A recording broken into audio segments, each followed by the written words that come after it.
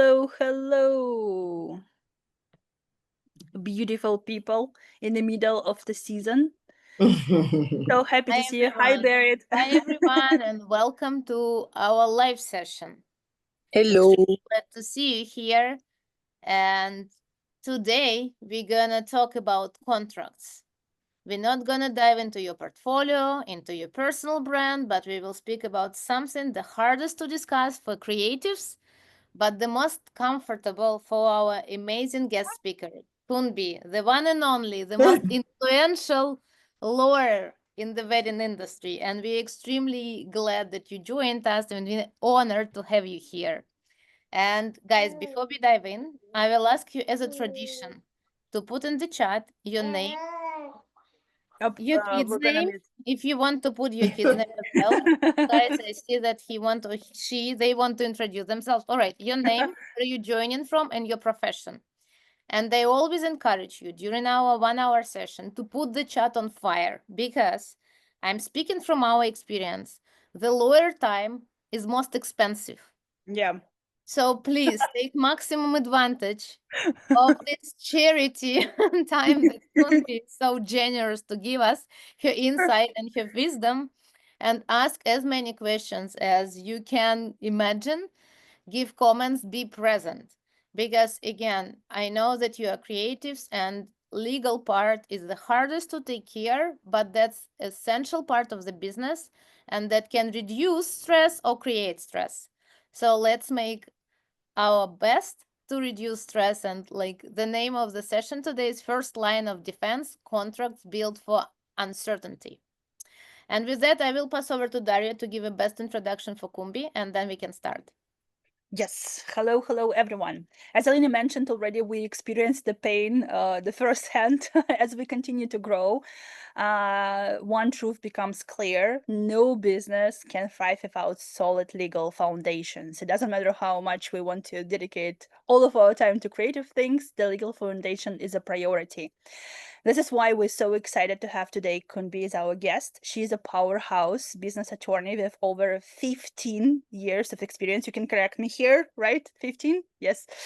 And she's guiding entrepreneurs, creatives, small businesses through the often overlooked legal side of success. And she also founder of Legally Said, a platform that makes legal tools accessible to all the creatives and small businesses because once again, protecting your work is a #1 priority. She also advises some Shark Tank funded startups and Forbes 30 under 30s, throwing some big names here, founders, on everything from contracts and trademarks to corporate structure. And I specifically loved the quote, I believe I found it on a website. I'm going to read it here. The mission, the Kunbi's mission: empower you to build a business that's legally set, secure, and built to last. Loved it. Thank you so much, Kunbi. As Alina once again mentioned, you donating your time for us. So happy to have you here. And now the floor is yours. Thank you so much. Listen, I'm going to just take you both around with me so you can introduce me in places because I feel more confident after you've spoken. We would be honored. Yeah. It's such a pleasure to be here. So as mentioned, I just want to call out real quick. I've drafted these slides to be as basic as possible in general conversation. However, the whole idea here is that the Q&A should be popping. I do agree that this is the time to take advantage of the questions because honestly, I can present every day and night from now till tomorrow, but until you're able to actually have tangible answers to your questions, it might not be as, do you know what I mean? Like, this is the time to do that. Okay, so thank you to the two people that have introduced themselves in the chat. I think everybody should, just so I have an idea of who's on the call. But this is a very important conversation to be having anytime, but also having in this season of 2025. This is a very important conversation. Contracts, I say first line of defense because I think it's so important. Like we're in chaos internationally, nationally, locally. There's chaos all around. And so I am your chaos coordinator now in terms of trying to make sense of everything. So Daria, if you don't mind switching the slide. I will say this standard disclaimer that I do all the time. I am an attorney, but I am not your attorney unless we have an attorney-client relationship. All the information that I share here, like I just told you, is for general informational purposes and for mass consumption. Just because I don't know your personal business at the moment, and I don't know what issue is plaguing you specifically. I know what issues are plaguing event pros generally. So that's what I would be speaking on. If you need more information, contact me or hire an attorney in your jurisdiction so that you can get more specific legal advice. Thanks, Daria. Daria is going to be my cruise coordinator today, so she's going to be just flipping through these things for me. Okay, so this is where we are. The state of the industry. The wedding industry is one that's very delicate. It's one that's really unique in that it's a very high stakes, high energy, high happy situation. But in this current situation, what happens with a high happy situation is there's also super deep lows.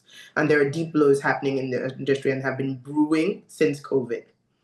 There are like different kinds of lawsuits moving everywhere. There is public, what I like to refer to as public dragging. There is slander on the internet. There is people rallying their crowds against people. There's viral conversations going on from like the designers to this person didn't give me back my money. People are so happy as well. So immediately a conversation starts to even get conflicting in nature. Somebody is bringing up, I'm going to call my attorney. I'm going to sue. I'm going to this. That is the state of the industry. Unfortunately, that's the truth. There's so many great things happening, but at the same time, there is a lot going on. There are buildings burning down from fireworks. There's literally one of my favorite things to bring up. There is literally a situation where a bride is complaining about the edit tone of her wedding pictures. There are different, if anybody has heard of sepia gates. So there are different things happening in the industry at this time. And Dara, you can move to the next slide. And that is the reason why we have to have these conversations, because the reality is when there is any kind of uncertainty, what uncertainty looks like in any industry, talk less of the wedding industry, is there will become threats of legal escalation. There have become slower bookings. Has anybody, you can put it in the chat, has anybody noticed that the window between booking an event is getting shorter and shorter for a lot of clients? So instead of you hearing, let's say, a year and a half in advance, now some people are only hearing like maybe 3 months, 6 months, 2 months. I've even seen a 6-week and a 2-week event booking recently. What that means is that there's uncertainty somewhere in their decision making. That's what happens. And you know how frustrating that has to be for event professionals, because you depend on these bookings to keep your calendar going. It also helps you take care of the slow months, but also the busy months, because you know what's booked and what isn't. But when somebody's coming now and telling you that they want to plan a 250-person wedding in 8 weeks, you now have to start figuring out where that fits in your schedule. So yes, that is what's happening. That is a clear indicator of uncertainty in an economy and also in an industry. There's also a very interesting thing happening, what I like to call the budget expectation disconnect. They are bringing all these pictures from the internet and telling you that they want that wedding for a price that would shock you. I have a wedding planner client who is literally every week deciding whether or not she wants to stay in business, because somebody will bring a picture of a wedding that she's done. And let's say the wedding was like a $200,000 wedding or more. They'll be like, okay, now everybody has those budget things at the bottom, and they'll be like, my budget is 20,000. These are the it's things. a classic today. Yeah. Yes. And then it's like, okay, the good thing about that is it kind of already removes that person from discussion, because the person has already been very honest about what that budget is. But there's a lot of uncertainty. In the same tone that I'm saying that, in the luxury event industry, what's happening is even the most affluent of clients also have uncertainty in terms of how much, they're really overwhelmed with the concept of having to spend these big dollar ticket numbers that they will end up spending, by the way, on these weddings. And then they start to micromanage the budgets, the experience, the services, to the tiniest moment that it becomes frustrating for everybody involved. There's also increases in cancellations. Has anybody recently had more cancellations than usual, or more decisions to terminate, or more decisions to elope. If you are feeling that pinch in any form, it's also a clear indicator of some kind of uncertainty or some kind of disruption in your process. That's the truth. We've heard that from We heard a lot from our community. Yeah. Okay, perfect. Especially refunds like after like they loved the headline from the previous slide. The bride like was like in a debt, right? And she decided to request the refunds. We heard about stories like this one. You see? And I didn't even plan this with them. I'm telling you, I have seen that as well, because what ends up happening is then you're coming to your attorney afterwards, obviously, to try and figure out what protects you, what doesn't. And so what I've been seeing is I've seen, at least we are just in July, so we're halfway, right at the halfway point. I've seen at least 5 or 6 of those pop up, which is a lot money-wise, where it's the whole event has already been completed. The services have been provided. And then the people come back from their honeymoon and they start to count how much they have lost. Yeah. I also have a situation actively happening right now where a client of mine is chasing down for their final balance. And guess what? The chances of somebody like getting that money back is lower because the services have already happened. The pressure is no longer on the client to ensure that they have made that payment in order to get their services. So everybody's just acting all over the place. I have seen situations where an event decorator client of mine, she found out like after the honeymoon, like when the couple came back, they started going after everybody, including from the top. They went to the planner, they went to the venue, they went to the florist, they went to the rental company and started attacking each one of them about certain things that did not look right. This is after, at the same time, they're posting on Instagram, this was the best and most beautiful day of my life. Because it's not about the quality of the service, it's about I need the money. How can I need exactly? What's the bottom line? Yeah, the bottom line, I need the money. Exactly, it's a money grab. Yeah. Yes, David, good job. Because let me tell you something, people will disappoint when money comes into a situation. And the thing that I find, especially in this industry, is that, but I think it's changing. I will give you guys that. But when I first started to service event professionals, I always used to wonder why they didn't take it as seriously as the job actually is. And what I mean by that is this.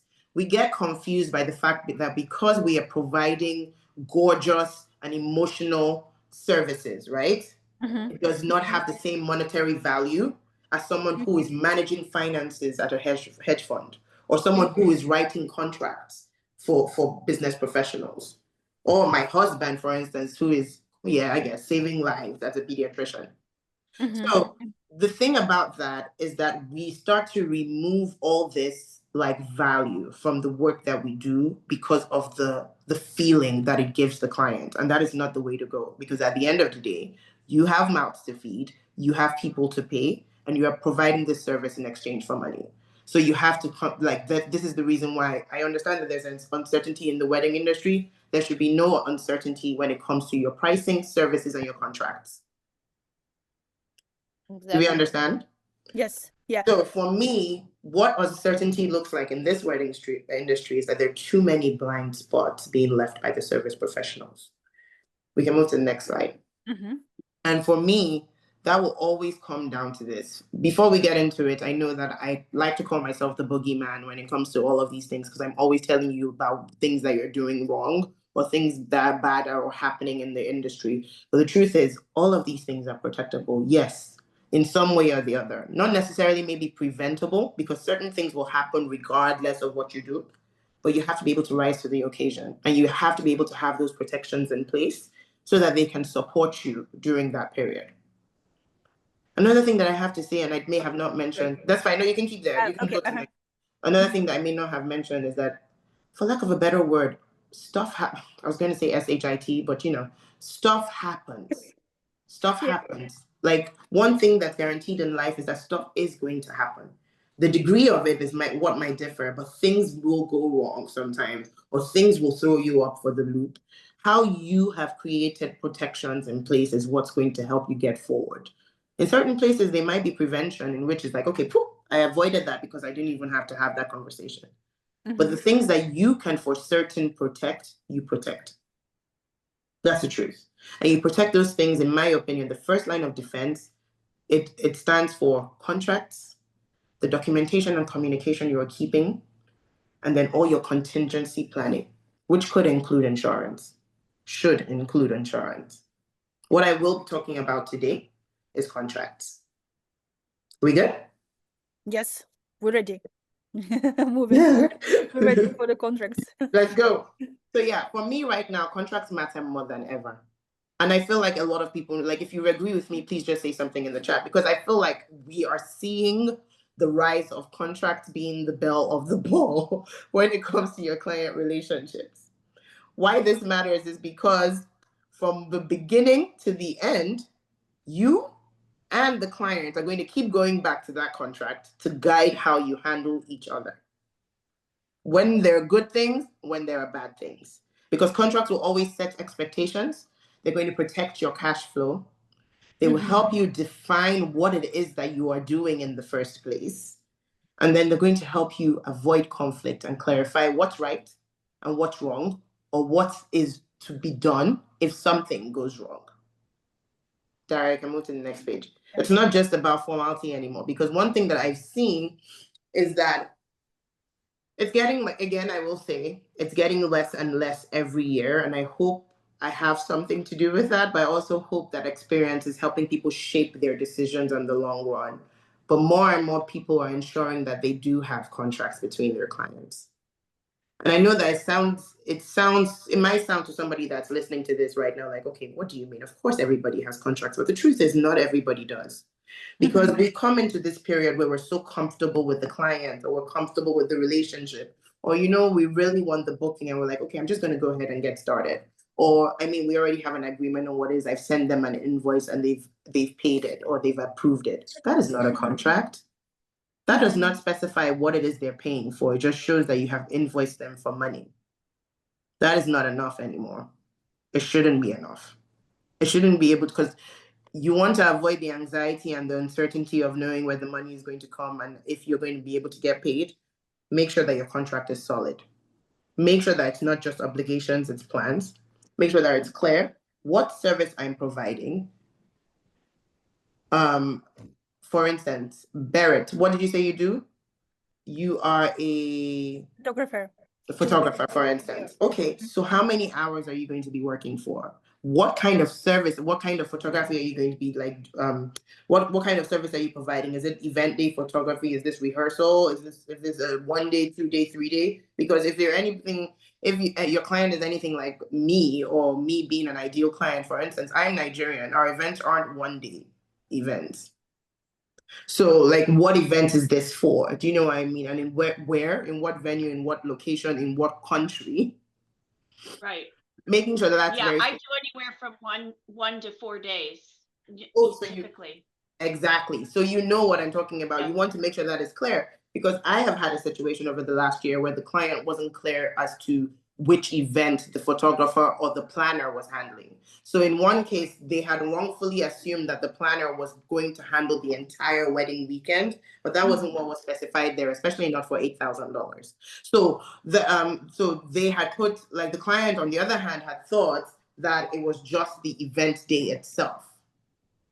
And so there was now this disconnect, and they were now like, oh, what are we paying for? It's the same thing that would apply to a photographer, because they're going to think that you should do all these other events because you're taking the pictures, aren't you? So making sure, like, it's something simple, but the scope is where a lot of people are falling short in terms of this, because if there's no clarity on that, we have a problem. And it's your first line of defense in a client conflict, your first line of defense in the event of a rescheduling, because you want to be able to make sure that you know what it is you like have put in there. Davey, honestly, you're about to get an apple as the teacher's pet, because you are doing what you're supposed to do. Give you that chair, so kudos to you. But as much detail as possible and less ambiguity as possible, even for instance, if you're a stationer, making sure that it's clear here. Also for the venue, is it the entire premise, or is it a particular room? Is it a particular section? Otherwise, the assumption is there now that they're going to have the whole space and it's going to be exclusive. Another situation, I can talk about situations all day. Another situation I've seen is a situation where the venue had 2 events booked on the same day. or it was in 2 different rooms and the client did not know. And the client's assumption was that it was the entire premise. Was that in the contract? Are we good? Yeah, I also loved like in one of the slides that it was a headline about couples suing the hotel because of the noise restriction or something you mentioned. For $5 million. Yeah, you would never assume that's something that could actually happen, like noise restriction. Like, and have you Guess checked it what? before? Yeah, You wouldn't, but I you would. wouldn't. You would. You would. Do Yeah. you know what I'm saying? Because a venue ordinance is actually, town, city, and even what's the other thing? This village ordinances are very, very specific, especially even, I don't know if, I'm sure it's the same internationally, but in America. So even down to the little town and maybe even down to the little street, they may have a noise ordinance. They may have a curfew. In certain places, for instance, I reviewed a contract for a venue in Alaska.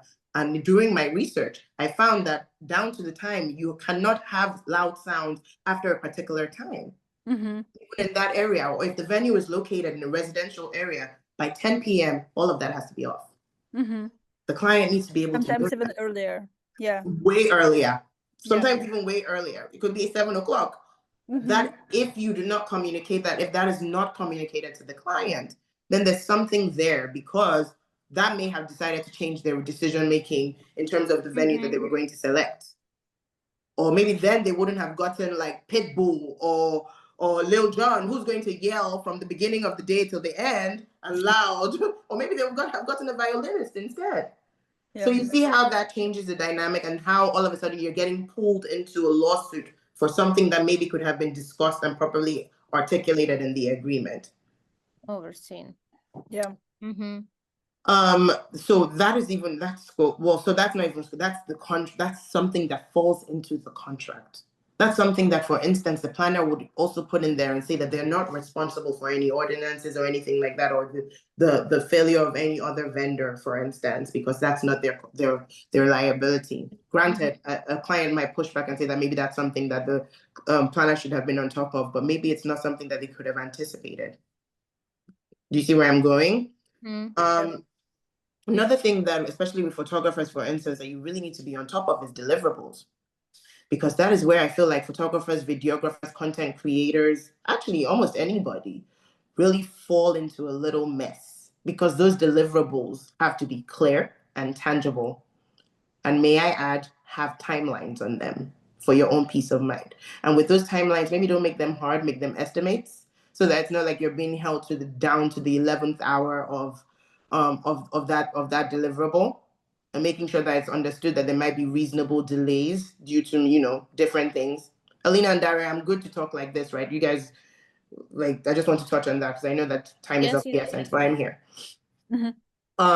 So those are the things that you want to make sure are very clear. Another thing, and I don't know why I'm still finding like a lot of fluidity when it comes to this, is with payment terms. Payment terms are one of the big things, because I agree with you, Barrett. They are important and they are a priority. Payment terms too. We don't want to be too fluid with this payment. Make sure you understand what the payment terms are, and make sure your client understands what the payment terms are. Like Davey mentioned, we're collecting that final payment before that final day, because what is that? I know in certain situations, some people say that they don't know the final amount until they do the budget reconciliation, but try as best as possible to make that before the day of, so that you can be like, this is due here. Failure to make this payment can cause suspension of services and then subsequently termination of services. Are you guys with me? Yes. Just do a thumbs up. Yes. Yeah. I see that Tara is sharing some of her experiences. Like Tara, what kind of work do you do? Oh, excuse me. Hi, Tara. I sure know who she is. Hi. Hi, baby girl. So, yeah, exactly. And Tara, we've had this Obviously, being Nigerian, we have like a lot of clients who like paying in cash, and obviously I need money, but then obviously that just makes things harder for me, because how do I deal with all this like huge amounts of cash? Like I have to go to the bank like, once every week to kind of pay in the cash, which doesn't actually make any sense, and it's actually dangerous. It is So dangerous. It's dangerous for you. It's dangerous in terms of even being able to do these things. And I've noticed that in Europe and, well, in America, first of all, most of the time now, everything has shifted from, it's shifting into a very cashless society in terms of where they will take it and where they won't. I have a client who was doing weddings in like Europe, someplace in Europe. And for instance, they don't accept American Express.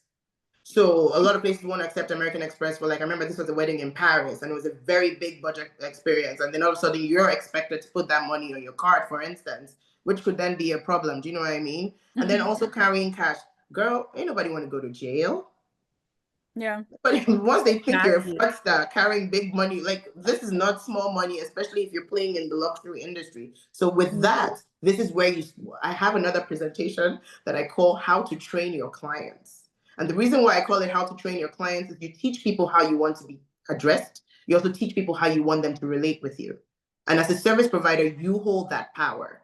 So you let them know from the beginning that I know maybe this is how you've done before, but if it's going to be a cash situation, those cash payments need to be made in full front and prepaid at least a month before any activity has to be done, because you're going to need that time to make sure and reconcile that you're able to use card payments to do it.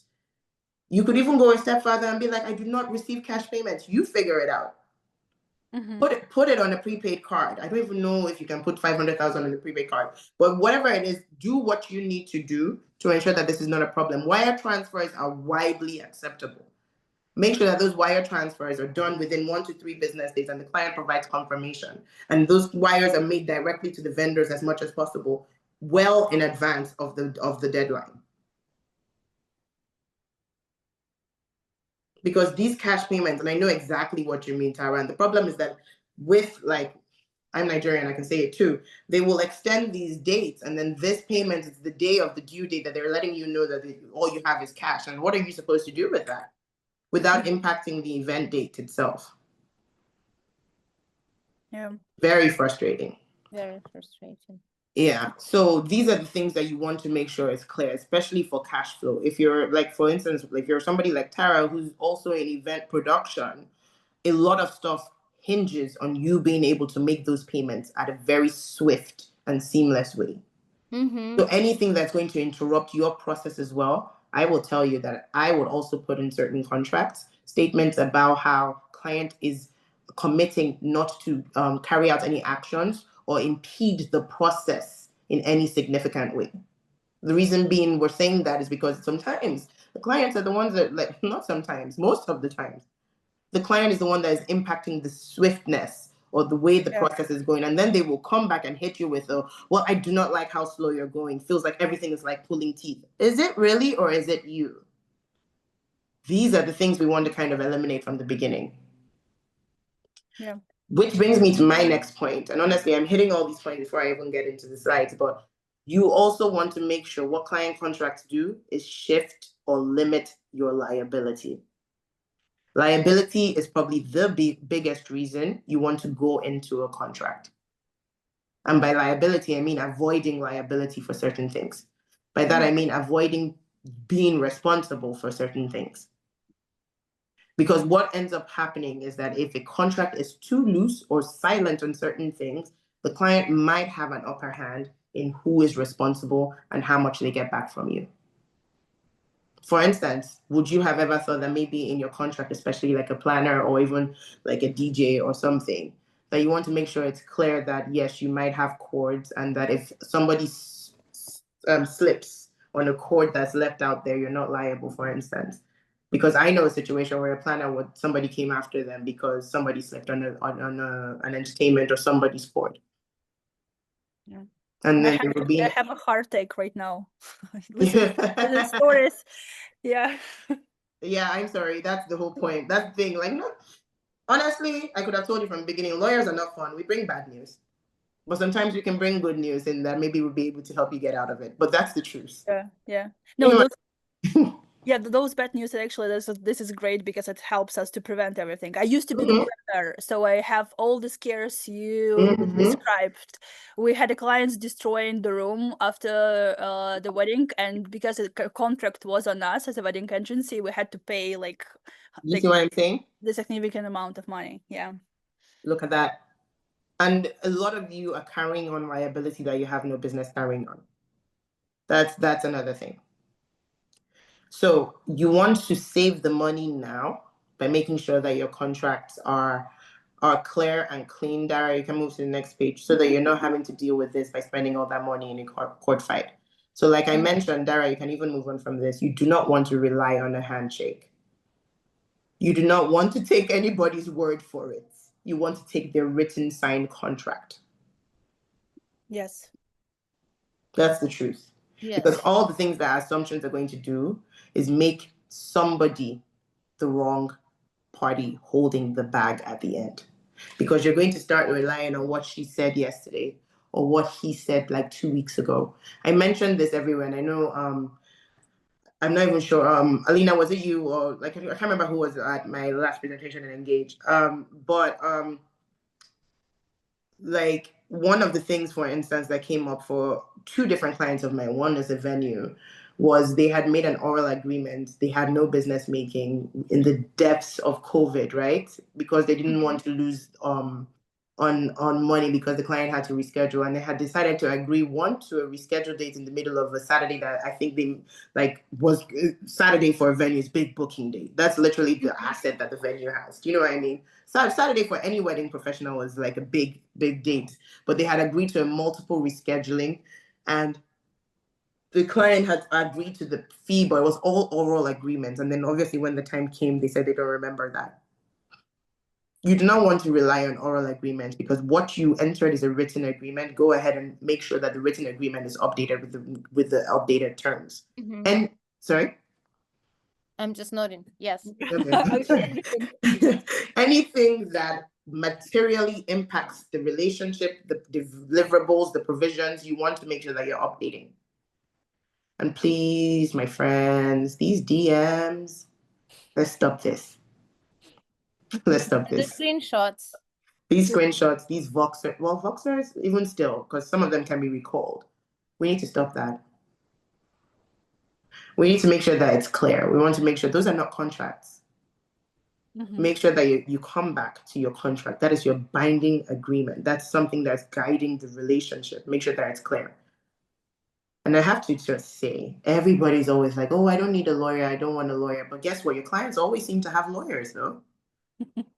Those ones, there's never a shortage of lawyers when it comes to that. Sometimes it was like 2 weeks ago, my client, who's a planner, brought me in on a negotiation or discussion regarding their own agreement because they had sent it to the client, and of course the client was like, my dad's lawyers have taken a look at it, and there I am sitting down in my living room, and there's like 3 different lawyers also on the Zoom. So guess what? There's an abundance of lawyers on the client side. You want to make sure that you're also protected, and you're also making sure that you know what you are protected from.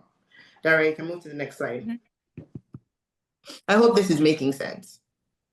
So for me, immediately, and I know this might seem like what do I want to call it? Law 101. But this is the anatomy of what I would want to see in a client contract.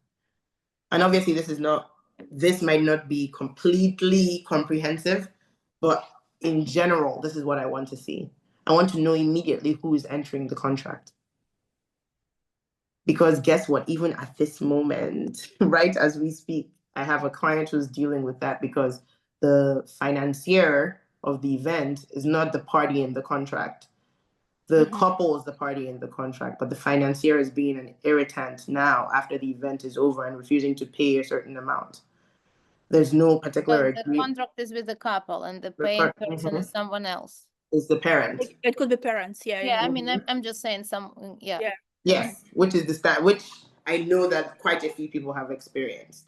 What I normally recommend is because you don't want to have to deal with nonsense from mother of the bride or whoever it is, that you just make sure that both members, what I've told her is she needs to send a message for her unpaid payment. She needs to send a message to the people that signed the contract and let them know that they are the ones that signed the contract and they are liable for this contract. So they need to make that payment. Where this goes on the other side is if in the event that it was like this person was financially guaranteeing, you want to make sure that that person signs what I like to call a third-party financier or third-party payer addendum to the agreement. So they are financially guaranteeing the payment for the agreement without having to be the person that's irritating you by making decisions every day. But if you are not clear on who's entering and when, it becomes very annoying. Another example I can give you, like I said, I have stories for days. Yes, you should bear it. You should always have that contract with the couple. That's what I'm saying. And both members of the couple, both. The reason why I'm saying that is, for instance, I got a situation where a photographer client of mine came by and said that the groom had jilted the bride 2 days before the wedding, but the bride's the only one that signed the agreement. You see how that sucks, right? Because now you're going to have to hit up the person who is heartbroken and is not the person that has terminated the event. So making it clear that both parties are jointly and severally liable for the terms of that agreement and are both signing individually is very important, in my opinion, in my legal opinion. So sign couple plus like addendum for the financier, yes. Okay. And Barrett, you're right. A lot of times the financier will want to do it. That at that point you have the choice of also including them as a client if you want, and then also including a clause that says the decision-making authority lies with XYZ, and that decision-making would then remain with the couple. Okay, purpose. I already spoke about that in scope. What is the purpose of the agreement? What is it they're paying for? Make sure that it's clear. Make sure that you're clear. Now, what's the bad example of the purpose for the planner example? So many things I've seen recently, but one I would say, for instance, is like when we say general event planning services, what does that mean? What services are you going to be providing? Are you designing? Are you creating boards? I've seen people what's included. What's included? So I've seen people include, like, for instance, an Exhibit A that actually properly outlines and lists what their services are. So it's just not event planning, just general event planning services. Also be clear as to what it is that you do and what you don't do. Because, sorry, go ahead. In the purpose, what we don't. Just make sure that it's clear what it is you're doing. Make sure that also, like, so I've seen under the nature of services clause, people will also list what they don't do. So for instance, like I've seen situations where a planner will mention that they don't offer MC services. I've seen that in a DJ contract as well. Or that they do not handle florals or DIY. For the percentage planners, you might want to include here what's not included in your services so that they're not included also maybe in the scope. For instance, I saw one recently where the planner mentioned that they do not handle laundry, housekeeping, and by those things I mean like even laundry errands. I had a planner client call me while she was in Mexico, and she's like, "You won't even believe what they're doing. They're telling me that they wanted me to go pick up something like certain logistics, like, or they want me to go and pick up the husband's laundry or outfit an hour away in Mexico," and she's making the fuss. I was like, "Well, but you're the planner. Just make sure that it's clear what it is that you don't do." Yeah, because especially with planners, it's very hard to that's where we go the line. Yeah. Sorry, that's where you want to make it clear, because it's harder to enforce these things after the fact if your contract itself is not clear, because then you're going to be getting a lot of, "Oh, well, I thought that was part of what you did." Or, "Oh," they will always throw in an, "Oh, okay, what a surprise." And the thing is that the more you advance in the luxury industry, the more entitlement you will experience. So what that means is that the more they expect you to do, they expect you to dance for that dollar. They expect much more. I know this because I was having a conversation with another client's attorney, so couple's attorney. And if I tell you the smugness and the rolling of eyes, and it's like, "Oh, wait, so what exactly are they doing then?" It shows you that there is an expectation or a confusion of expectation that needs to be addressed and completely dealt with at the contract level before it gets too far. You guys get me? Am I scaring you enough? Just Yeah, but Not I love bad, those. but probably the I'm so camp sensitive. here. Yeah, Okay. it feels like the fire, like the campfire, Like I know, like I was like, oh my and the god. scary stories. Yes. Thank you. You know what? You just gave me the topic for my next. You gave me the title for my next presentation. But that is perfect. It's campfire horror stories. I am a horror movie buff, and that's exactly where we are now. So then we go back to payment again. This, let me tell you something. Your first line of defense is going to be this page I have given you here, because you're going to have all of these, and they should just, if you can screenshot it, screenshot it. If you can save it, save it. And then you need to go back to your contract and start ticking and ensuring, use it as cliff notes to figure out whether or not your contract is up to date. This might not be the full thing, but this is something that at least you would know, okay, at the very first line, I have these. Reason why I'm saying that is because with payments, it's one of the first places. This is how I review a contract. I'll go straight to the parties. Okay, so this person. Okay, so yeah, this person has a right to talk about this contract. Secondly, what did they hire her for? Oh, this is what they hired her for. Then payment. How much did they actually agree upon? How is it going to be paid? Are we accepting cash up and down like Tara? Or is the payment set in a particular way here? How are they going to make this payment and what date? At what date does it become late? What happens if it's late? Is it an installment? Is it going to be paid monthly? On what day? Is it through ACH, Stripe, what? Making sure that's clear now is going to save you a lot of trouble on the long run. And make sure that your numbers add up. That's another thing that I've been seeing. So people would break down certain monthly payments, and then it ends up being like, okay, let's say we say they break it down into percentages, right? And they say 25%, but maybe by mistake they put 25% payments. That actually is just 75%, isn't it? Yeah. So then what happens to the rest of your money? You can't really be course correcting later sometimes. So you want to make sure that your numbers add up. How much is non-refundable under any circumstance? Like if somebody were to cancel today, will they be walking away with all the money they have paid you? Or do you retain anything? This is where you want to do that hard work. Performance, that's a good one. How will you be doing it? The reason why I'm mentioning this, and this ties with the purpose, so it's similar in that regard. But another thing that I've seen is like, people also want to dictate how you serve them. I'm going to speak on the planners again for a real quick second. But for the planners, what this means is that sometimes you will find that these couples want to hear from you daily for a year. The minute you don't respond, all of a sudden they're like, what are we paying for? Make sure that it's clear how communication would work. Make sure that it's clear about your office hours. Make sure that it's clear you're not responding to text at 2 a.m. Make sure that you communicate how you'll be doing the work. So for instance, if there's a schedule, if there's milestones, if there's windows in which you'll be actively doing what or what, make sure that is clear. So that they do not say that you have breached your performance in any way. Let them know how responses will be handled. This is a good time to get all of that in there. And then you're parting. What happens if things fall apart? Because I will tell you, when lawyers really, really become necessary or more necessary is in the parting of ways. In any relationship, in a marriage, in a partnership, and in a client engagement.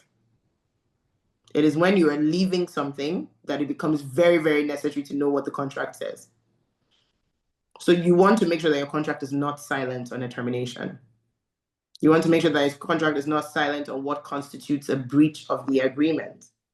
So if a client is non-responsive, for instance, for like 2 weeks, does that impact your ability to do the work?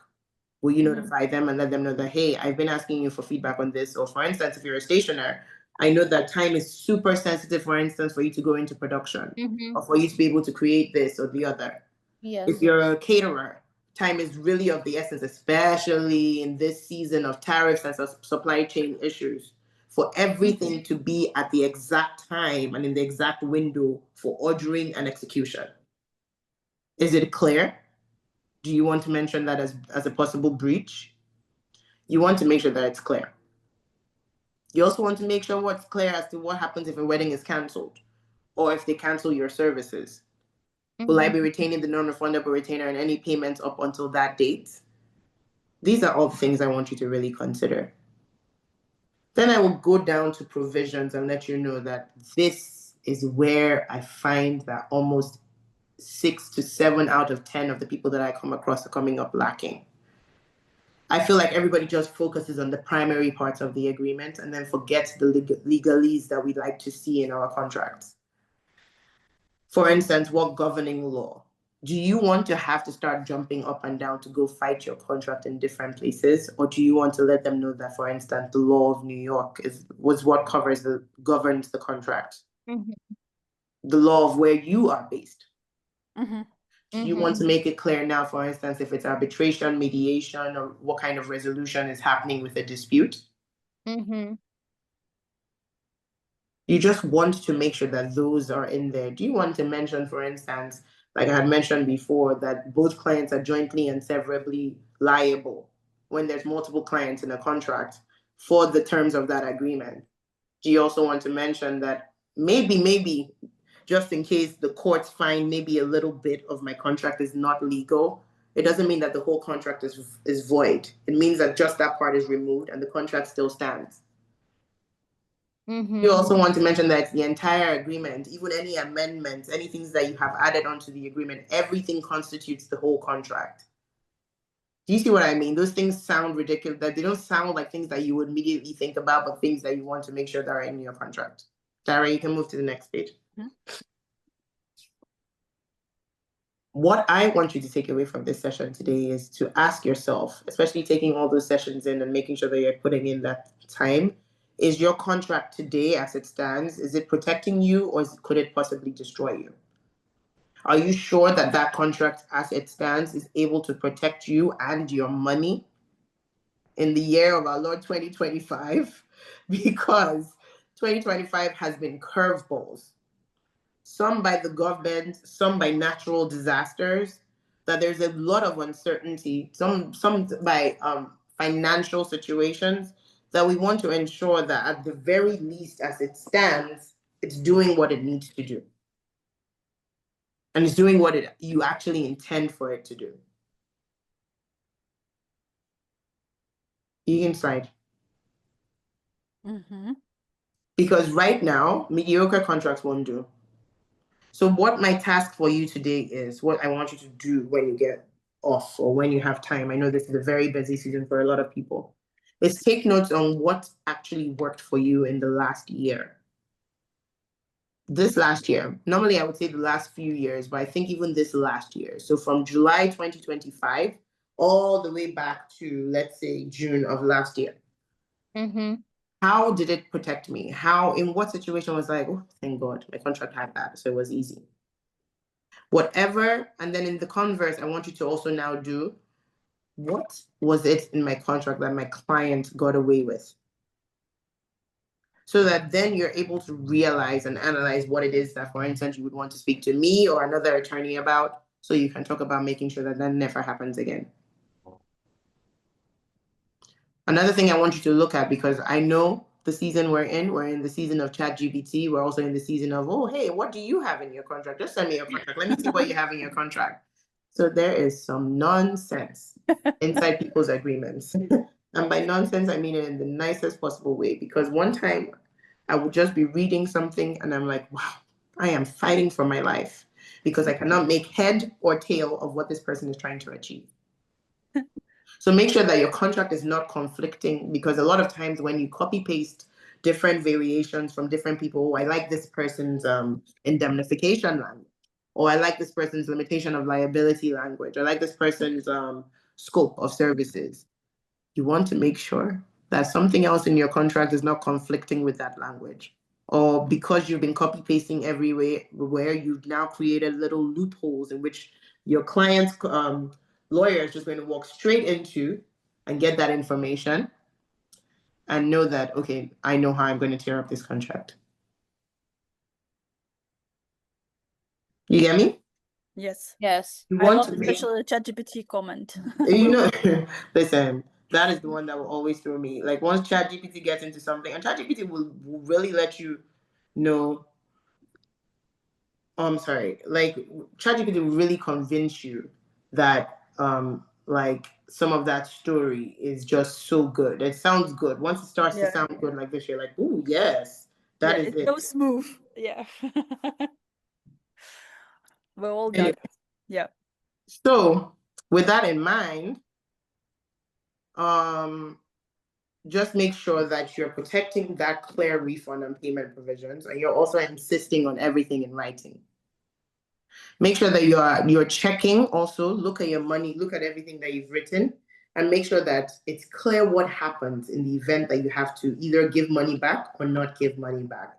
Because when a conflict arises, for instance, if a client is considering terminating, they're going to go straight into refund and payment provisions. They're going to see, so how much can I get back?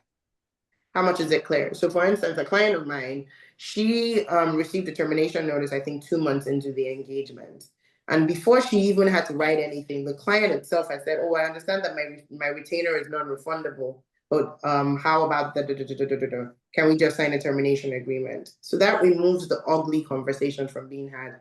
Obviously, in certain cases, you still have a request for refunds, but you want to make sure that your contract is clear on what that looks like. Finally, insist on everything in writing, please. And by writing, I do not mean DMs. And I actually also do not mean voice notes. Voice notes, yes, we might be able to get transcriptions and make that clear, but why do that stress for yourself? Reiterate conversations in writing. Daria, you can shift. If you want something you want to think about, you can also save this page. I've already mentioned parties, I've mentioned scope of work, things that you cannot be ambiguous on, your payment schedule. For my people affected with tariffs and uncertainty around supply chain, having a price adjustment clause is very, very relevant. Very. Basically stating that your quotes the quotations have been given with the consideration for the tariffs and the numbers currently available. However, you are reserving the right for, and the client understands that there could be an adjustment in price due to situations under your control, like tariffs and significant increases in material costs, the cost of goods. Substitution for my florists, for my caterers, for my rental companies, reserving the right to make substitutions is also an option here. So yes, you have given the client this quote or this amount or this description or this design, but reserving the right to also be able to substitute in the event of material changes in price or the unavailability or an increased difficulty in procuring that item is very important because it will get you out of a lot of considerations and discussions around breach. Are we good? Yes. So default breach is what I mentioned before. You want to make sure that it's clear what constitutes a material breach of an agreement. When was the client's action considered breach? For instance, non-payment or delayed payment, that has to be clear. When does it become breach? When it's not paid on the date that it's due and after a grace period of, let's say, 5 days. Date changes, you want to make sure that is clear as well. What happens if they change the date? A venue, for instance, any service, your services are tied to the event date that you are doing. So what happens in the event of a date change? Does it have to be approved? Unapproved, is it permitted without fee, or do you charge a fee? Those are things you want to make sure are very clear so that it's not confusion. I've already discussed termination and cancellation. Now, limitation of liability. You as a vendor should not be responsible for the action of other vendors. That is a full sentence and a complete sentence. You should not be attaching liability or assuming liability for others, including vendors. You as a vendor should not be responsible for the action of somebody's drunk wedding guests. That is another full sentence. You should not be responsible for the damage they cause. And you should not be responsible to have to assume the cost for the damage it caused to your own goods. Which is why we put in an indemnification clause that also states that the client is going to step in or hold you harmless for the actions of their guests or the actions of other vendors. Like, they understand that you will not be responsible for the actions of other vendors. This is not the sexy part of law, but this is the important part of law. Are you guys with me? Yes. We're almost Yes, there. We're focused. It's not easy to follow. I will be honest, but yeah, we are with you. I know, so it's there, but Yeah, so and we're thinking back. like, how much should we fine tune our contract? Oh, it's too loose. Yeah. Okay, let's go to the next one. Mhm. In everything, my biggest thing is that I always want you to be able to understand your contracts, but also stand by it. So I don't know how many of you have found it a lot, but clients will always try to ask you to take away from the contract. Or they'll ask you, not even just like during the negotiation stage, after the contract has been signed, they're like, okay, yeah, but I know that we didn't pay this one. Can we pay next month? Or I know that you said you wouldn't do this, but can you add this onto the contract? Can you do this? The more you add on or take away without proper procedure, the more they see that you're moving away from your contract. Mhm. Another thing, I had a client who, I think I already mentioned it, the one where the clients came back from their honeymoon and were getting money from everybody. Yeah. And one of the things that the client said to my client, the planner, is that, oh, I heard you gave this person money back, so why wouldn't you give me money back? So once you start to deviate from the terms of your contract and people get a hang of it, your contract becomes liquid. So it just has to change and people start to pull it apart. And if somebody feels like you've done this for another person, they can present that in court and be like, well, but she's known for giving money back, so this is not necessarily the behavior that she says that she does in her contract. It weakens the agreement. The more you allow people do that, the more you take away from your agreement. Another thing is scope creep. The more you do outside of what you said that you were going to do, the more you allow the client ask for more and do that without repercussion or without payment, the worse the contract, the looser the contract is and the harder the contract is to stand on. So do not let your emotions take charge over the document that you have put in place to protect you. Thanks, Daria. So what are we going to do about this? How are we going to change? Well, I've already told you to review your contract, make sure that it's clear, make sure that it's comprehensive, make sure that you understand it. Another thing that you want to do is make sure that you're documenting everything. Make sure that you are making the change, like in the event of any changes, it's documented. If it's a conversation you had over the phone, send them an email recapping that conversation. What do material changes look like? A material change, for instance, could be a change in the guest count, whether it's an increase in the guest count or a reduction in the guest count. What else does it look like? It looks like a change in design. Like maybe it completely changes the design, or maybe the client is changing, for instance, even venues. I had a situation where like a couple of weeks ago, the couple's venue notified them they're going to be like mandatory renovations, and that was going to impact how the venue looked or the event, and so they decided to move on with a different venue. But that creates a lot more work for the design team, doesn't it? It also creates a different kind of proposal work for the florist. Anything like that is a material change, and you want to make sure that it's documented properly, especially whether it's going to cost more money. Yeah. Even something as simple as rain can like redesign the whole thing. Thank you for that. Like, what's the rain plan? What that deviation here, or like, you know, anything that's going to change it in any way, you want to make sure that there's something documented about how that would work. Use amendments. Just use amendments. A lot of people, Tara, no problem. Hit me with a question. Or how do you want to handle questions, ladies? I think because we are running behind time, It's better easier. to, if you have questions, just write down in the chat. Or I saw that Tara actually can unmute herself and maybe like ask the question. It could be quicker than if it's relevant to this, especially. Yeah. Go ahead. I just wanted to ask like how you handle like saying all of this, because I get what you mean by us protecting ourselves, but like sometimes you have clients who are so kind, so lovely, where it's just like when you refer back to the contract, it just comes across as extremely aggressive. And that has happened to me like quite a few times. So it's kind of like, what's the best way to address it without, looking a bit funny, or you're all about, it's strictly business? Because sometimes you have repeat clients who come back to you because you build a relationship with them. So I'm just thinking, because one example is I had a party and the children it was an 18th, and the children destroyed a lot of things. And the dad basically, the company came back and I was like, sorry, you have to pay for the items that have been broken. And the dad, a typical Nigerian dad, was just like, I'm not paying for anything, forget about it.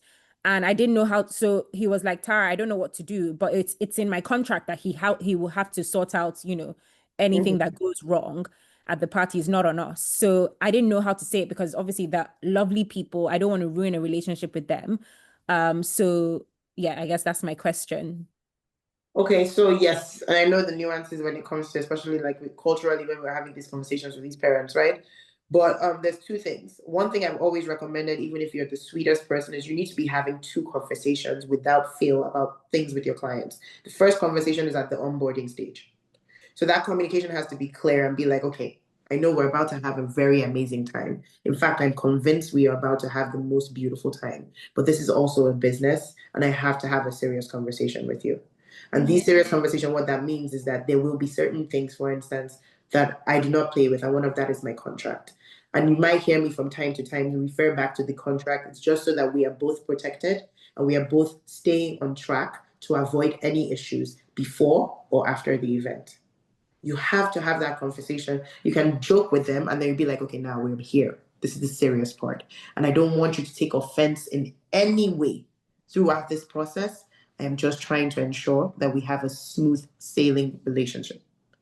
That conversation is very important, especially in cultural nuances where you want to explain that my tone might seem harsh sometimes. I assure you it's not harsh. I am just explaining the situation or referencing a professional situation that I want us to address. Please do not take offense from it. And then that second conversation is happening, and I'm going to have to tell you now, Tara, unfortunately, there is no way to sugarcoat liability. That's the truth.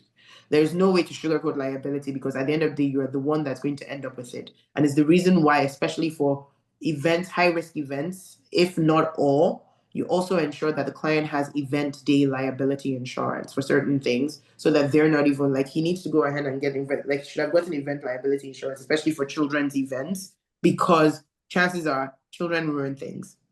And you shouldn't be responsible for that. So yes, your contract will already even say that they're responsible, but because the conversation can get really awkward, you will now lean on that event liability insurance and be like, please let me know what that information is so that we can proceed. You want to make sure that the contract is a non-negotiable boogeyman in your agreement or relationship with the client, so that you do not have to be that person. You can let the contract be the bad guy, but something has to give. Otherwise, trust me, a lot of people are very nice.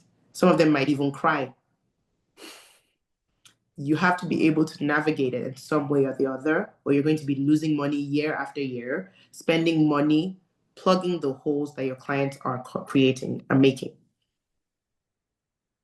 Anyways, you and I will talk later. But I'm coming to London anyway next month. Oh, this month, sorry. So yeah. Sorry about that. But yeah, that was a very appropriate question here. I will talk about it more. Okay, so we've spoken about, you can screenshot this page just in the interest of time. How else? Thank you, Tara, for your very timely question, because here we are. So in the event that your contract is there, your contract is solid, but you also want to make sure you have like fail safes and backgrounds in the background. You also want to make sure that it's clear. You want to document your operations protocol, because funny enough, that's where they will come when there's an issue. All of a sudden they want to come and talk shit about there it is, I cursed. But they will want to come and talk about something that you've done. And so you want to make sure that it's clear on what you've done and you've had documented protocol. I love this, and I bring this up especially in the time of uncertainty. But if there is a situation, for instance, we're also having travel bans right now. We're having like the US is a great example of uncertainty at the moment. So let's use the country. There are things happening in terms of tariffs. There are things happening in terms of travel. So in the event that something, yes, sorry. Guys, can you mute yourself? I'm muted. I'm muted. Okay. In the event that something happens that impedes you from being able to carry out your service, you want to make sure that, for instance, your force majeure clause is clear. But also, you want to make sure that you have documented protocol in case you want a local planner, a local photographer, you want a local somebody else or an emergency substitute to carry out that service on your behalf. If you want somebody to come in and help you carry out a service, they need to be able to see what the protocol is, right? They need to be able to see what it is that they want to be able to do. I hope this is making sense. And then you also want to have those documents in place. So how many of you are solo practitioners here?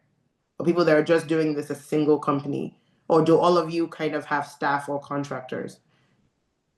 I think the majority are the solopreneurs in this industry in general. Okay, exactly. So you know how critical it is to be able, like, so you're telling me, for instance, if Davey has an issue or if Tara has an issue, if I was coming in, not me, guys, because I'm not going to do a good job. I'm going to tell you now. But if somebody comes in to help you try and, like, or you hire somebody to carry out that service, there has to be something in place that's documented and properly articulated so they can carry out those steps. It will also help you document your time in the event that maybe your contract is silent on how you will get refunded, so you can get compensated for the time that you have put into the work. Does that make sense? Yes.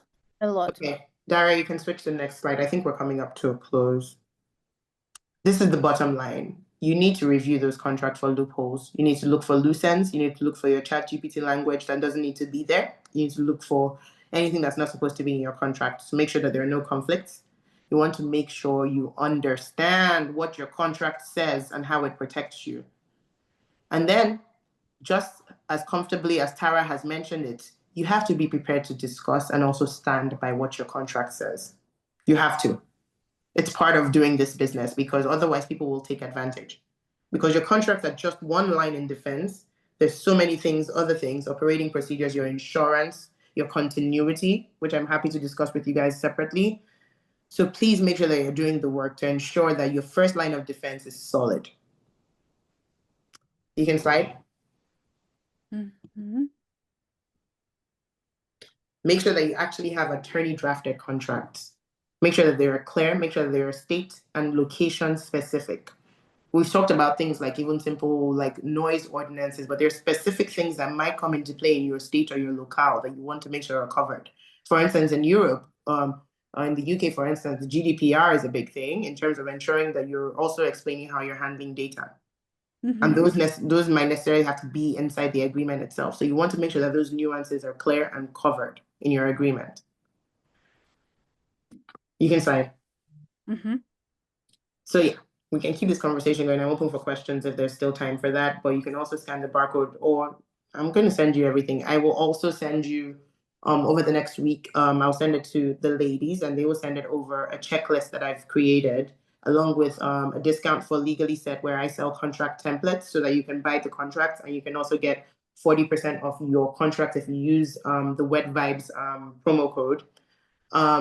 Also, it will also just include a checklist like this resilience checklist that we've spoken about in terms of defense, so that you at least have something in mind that you can go back to and look at and make sure that, okay, this is my first steps to protection. I also need to speak to an attorney. Thank you, guys. Thank you, Kunbi. Just before we wrap it up, I just want to make it clear. So guys, if you feel like you need help, right, and it feels like everything that Kunbi talked about relevant and there are some work to be done for your contracts. Yes. So I just want to make sure that I understand it correctly. You can scan this barcode, right, and will lead you to the template database or whatever, and they can, let's say, choose one template covering the profession, whatever. What else is covered when we speak about template? The profession, the like what like how I can choose the right template. Yes. So if you go on legallyset.com, you will see a bunch of templates. The templates are industry specific and they're also tailored to your particular job. So there's one for a caterer, there's one for a florist, there's multiple for an event planner. So you pick which one actually aligns with you. And I will also create a promo code. I haven't done it yet. So that you can include that at checkout so you can get it for a discounted price. Yeah, that's very generous of you. Thank you. So once I pull out the template, I can start from there, right? Like, yes, you can. wedding photographer in New York, I should plug some details that I want to be, given that it's already drafted. So Okay. the contract is already drafted. You will get a download of the contract. It will tell you what to update and where. Those contracts are drafted generally in mind. Especially with, I've had people buy the contracts here, but I've had them buy them internationally as well. And those contracts will discuss they pertain to your industry itself, so you can update them and just include, you see the little highlights and update them so that you can. Okay, that makes sense now. So you can modify and the like yes, areas are highlighted. yes. All right, that makes all sense. Thank you so very much. And once we receive like all the details, we will make sure that you will send out the newsletter to everyone so everyone can get access. For those for you who joined live, who will watch the recording or just part of our community, because that's really something essential. And usually these conversations we don't normally have. And this is something that you never post on Instagram, but you handle it in your day-to-day life. Yes. And one bad case is enough to spoil the taste of, amazing love labor that we are all. To start thinking about. So, to start thinking about. So that was incredibly detailed, insightful, and scary. And Thanks, Ariel. okay. But again, when it comes to money, it's not maybe such an inspiring and loving industry to be, just another industry. So let's protect ourselves. And yes, Tara, thank you for the question, because I was exactly thinking about the same. It's very personal. Yeah. So that is why the contract's even more important, because we are not dealing with companies. It's not B2B, it's human to human. And at least contracts should be done to make professionals make money, not just to spend money or even lose a reputation sometimes, or so many energy. So that was incredibly helpful. And I know that you have to run, Kunbi, and thank you so very much. And thank everyone who joined today. We will send the recording and also all the perks that Kunbi sharing with us. Yeah, and I can see thank yous in the chat. Yeah, it's all to you, Kunbi. Yeah. Okay, thanks you. Thank you. Have a great rest of your day, your week, and your night. Yes, we'll see you soon, everyone. Bye. Bye. Bye.